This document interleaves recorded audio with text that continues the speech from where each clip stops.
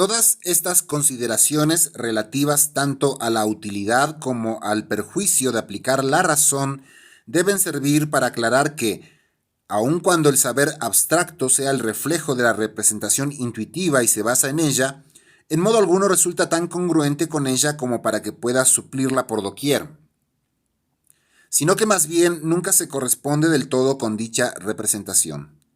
Por eso, como hemos visto, aunque muchos de los quehaceres humanos solo puedan tener lugar por medio del auxilio de la razón y del comportamiento deliberado, algunos se culminan mejor sin su concurso. Justamente esa incongruencia entre el conocimiento intuitivo y el abstracto, merced a la cual éste se asemeja a aquel solo como el mosaico a la pintura, es también el motivo de un fenómeno muy curioso que, al igual que la razón, es primitivo de la naturaleza humana y del que los intentos por explicarlo se han mostrado insuficientes hasta la fecha. Me refiero a la risa. A causa de su origen no podemos absolvernos de dilucidar aquí este asunto, aunque demore de nuevo nuestro hilo discursivo. La risa no se debe sino a la repentina percepción de una incongruencia entre un concepto y los objetos reales que habían sido pensados en algún tipo de relación gracias a dicho concepto, de suerte que la risa solo es la expresión de tal incongruencia. Con frecuencia la risa comparece porque dos o más objetos reales son pensados por un concepto que les transfiere su identidad, siendo así que su diversidad salta a la vista sobradamente y que el concepto solo casa parcialmente con tales objetos.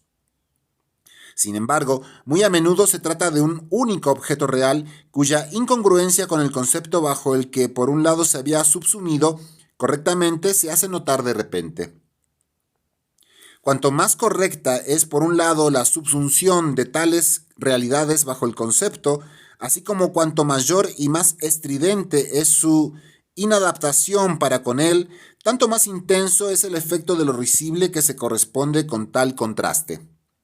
Así pues, la risa surge con ocasión de una subsunción paradójica y por ello inesperada, dando igual que se dé mediante palabras o hechos. Esta es una breve pero correcta explicación de lo risible. No me detendré aquí a contar anécdotas y a poner ejemplos para ilustrar mi explicación, pues es tan sencilla y clara que no los precisa. Además de que le vale como testimonio todo cuanto de risible recuerde el lector. Sin embargo, nuestra explicación se ve simultáneamente corroborada y explicitada por la división de lo risible en dos tipos, un desdoblamiento al que se debe tal explicación. O bien han precedido en el conocimiento dos o más objetos reales muy distintos, representaciones intuitivas, y se los ha identificado arbitrariamente por la unidad de un concepto que abarca ambos, y este tipo de lo risible se denomina ingenio, o bien, a la inversa, el concepto se da primero en el conocimiento y de él se pasa a la realidad y al incidir sobre ella, al obrar. Objetos que por lo demás son radicalmente distintos, pero que son pensados todos ellos en ese aspecto, son ahora vistos y tratados de igual modo, hasta que su gran heterogeneidad aparece por sorpresa y asombro de la gente. A este tipo de lo risible se le llama locura. Así pues, todo lo risible o es una ocurrencia jocosa o es una chifladura, según se pase de la discrepancia de los objetos a la identidad de concepto o a la inversa. Lo primero siempre es arbitrario, mientras que lo segundo es involuntario e impuesto desde fuera. Investir aparentemente este punto de partida y enmascarar el ingenio como locura es el arte del bufón o del payaso. Bien consciente de la diversidad de los objetos, los fusiona con disimulado ingenio bajo un concepto del cual parte para descubrir luego en la diversidad de los objetos aquella sorpresa que él mismo ha preparado.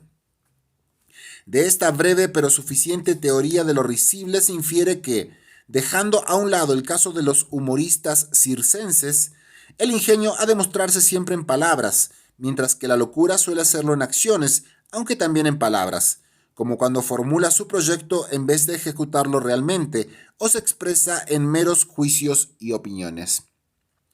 En la locura se inscribe también la pedantería.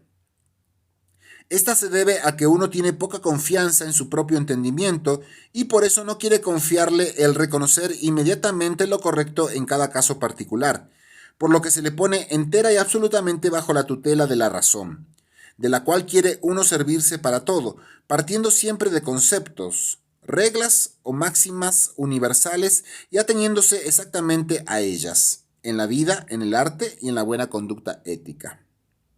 De ahí el apego propio de la pedantería a la forma, a los ademanes, a la expresión y a la palabra, que en ella ocupan el lugar sustantivo de las cosas. En la pedantería se deja ver enseguida la incongruencia del concepto para con la realidad, como aquel nunca desciende a lo particular y como su universalidad y rígida precisión nunca pueden ajustarse exactamente a los sutiles matices y múltiples modificaciones de la realidad. Por eso el pedante casi siempre se queda demasiado corto en la vida y se muestra imprudente, banal e inepto. En el arte, para el que el concepto es estéril, el pedante produce engendros sin vida, torpes y amanerados.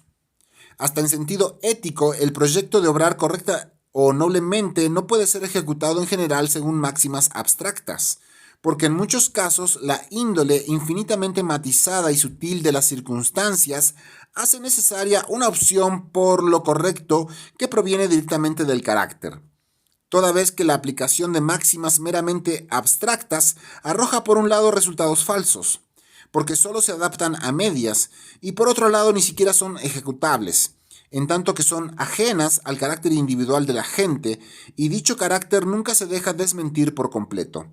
De ahí las inconsecuencias que se derivan de tal aplicación.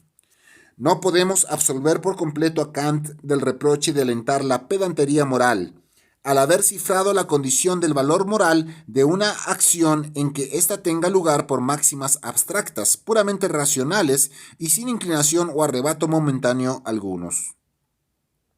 Este reproche se lo atribuye también el sentido del epigrama de Schiller titulado Escrúpulo de conciencia.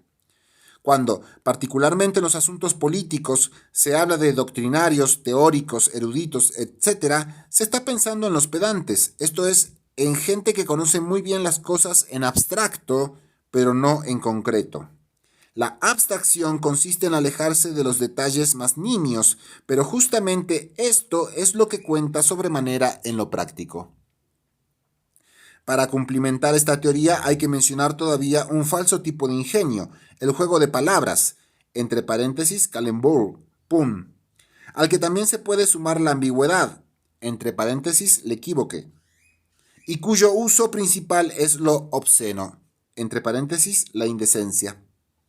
Tal como el ingenio constriñe dos objetos reales muy distintos bajo un concepto, el juego de palabras brinda, sirviéndose del azar, dos conceptos diferentes bajo una palabra.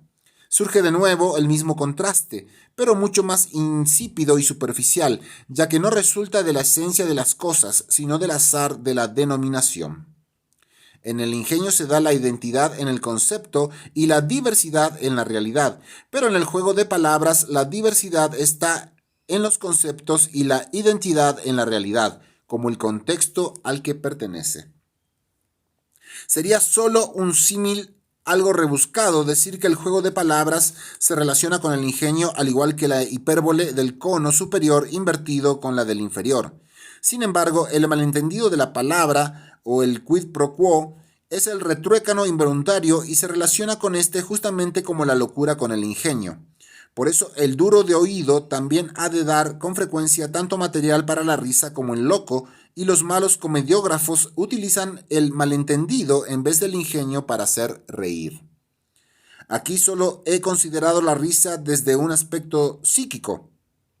En lo que atañe al aspecto físico, remito a lo que indicó al respecto, al respecto en Parerga, volumen 2, capítulo 6, parágrafo 96.